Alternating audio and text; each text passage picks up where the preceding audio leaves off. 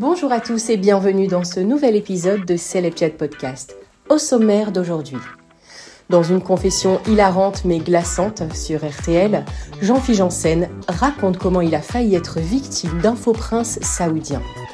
Entre intelligence artificielle et escroquerie, vous découvrirez une histoire aussi drôle qu'alarmante. Et puis, l'actrice Sofia Vergara et Lewis Hamilton ont été aperçus ensemble à New York. Alors, est-ce le début d'une romance entre l'icône de Modern Family et le pilote de Formule 1 ? Je vous dévoile aujourd'hui tous les détails. Mais tout de suite, quand Gad Elmaleh et Vincent Lindon se croisent sur le plateau de Quotidien, les étincelles ne tardent pas à apparaître. Retour sur cet échange électrique qui a captivé les téléspectateurs. Alors prêt ? C'est parti. Ce mardi 14 janvier, les téléspectateurs de Quotidien ont assisté à une confrontation inattendue entre deux grandes figures françaises, Gad Elmaleh et Vincent Lindon. Alors qu'ils étaient invités pour promouvoir leurs projets respectifs, le spectacle lui-même pour Gad et le film Jouer avec le feu pour Vincent, l'interview a pris une tournure électrique. Alors, dès les premières minutes, Vincent Lindon n'a cessé d'interrompre l'humoriste, provoquant une réaction immédiate. Bon, Vincent, il y a eu l'interview du film, maintenant c'est mon spectacle. Ok, donc lorsque Yann Barthès a interrogé Gad sur son évolution artistique, une nouvelle interruption de Lindon a déclenché une réplique cinglante. Attends, je vais terminer. Rappelons juste que le film de Vincent sort le 22. Allez le voir.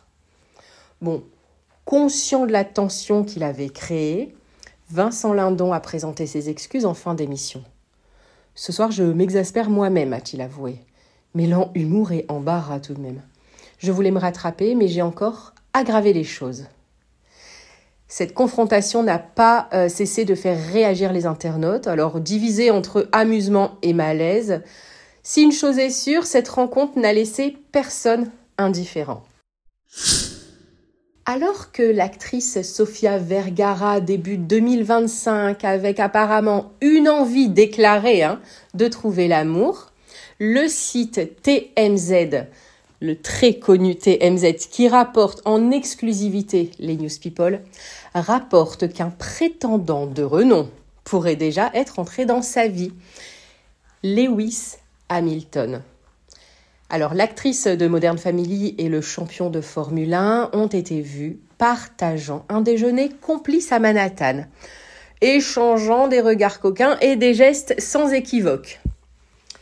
Pour rappel, à 52 ans, Sofia, après une carrière éblouissante à Hollywood et une vie sentimentale mouvementée, aspire à la stabilité.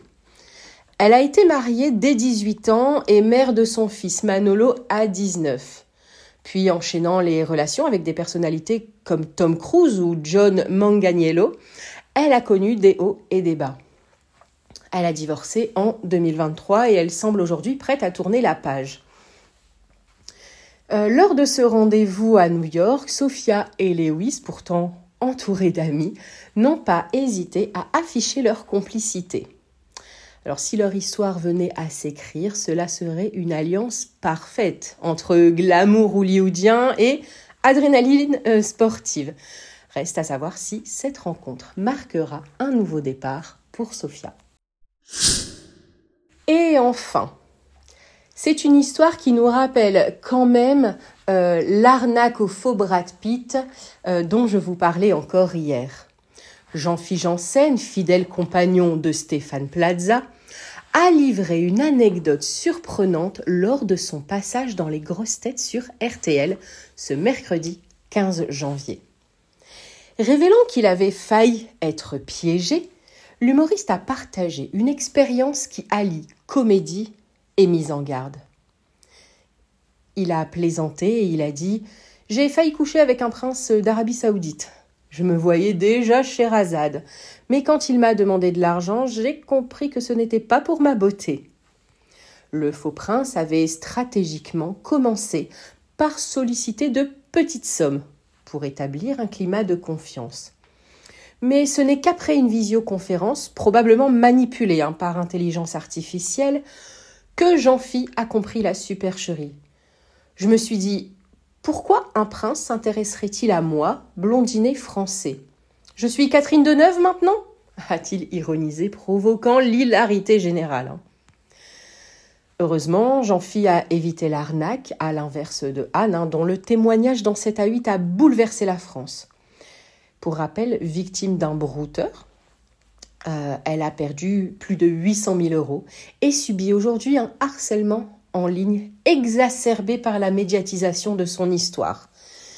Elle dénonce un reportage bâclé, omettant des preuves cruciales et amplifiant les aspects les plus sensationnels. Bon, entre humour et tragédie, tout de même, ce récit souligne l'importance d'être vigilant face aux arnaques en ligne. Et voilà, Celeb Chat Podcast, c'est fini pour aujourd'hui. Mais on se retrouve tout de suite pour une édition spéciale. Je reviens pour vous sur l'histoire de l'arnaque de Anne, l'arnaque au faux Brad Pitt. J'ai des informations en exclusivité pour que vous puissiez y voir plus clair dans cette affaire. Je vois énormément de commentaires sous des publications. Les internautes se demandent, mais comment a-t-elle fait pour sortir 800 000 € de son compte ? Comment a-t-elle fait pour ne pas se rendre compte que les images étaient trafiquées ? Je vais tout vous dire dans cette édition spéciale. Alors tout de suite, un nouvel épisode, c'est le Chat Podcast. Allez, ciao ciao.